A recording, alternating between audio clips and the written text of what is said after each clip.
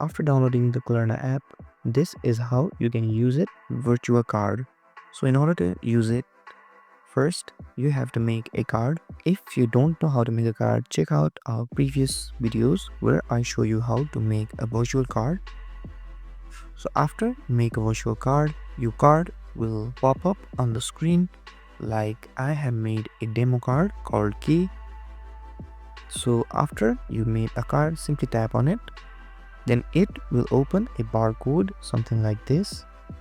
And after someone scans the barcode, they will be able to use your card for payment.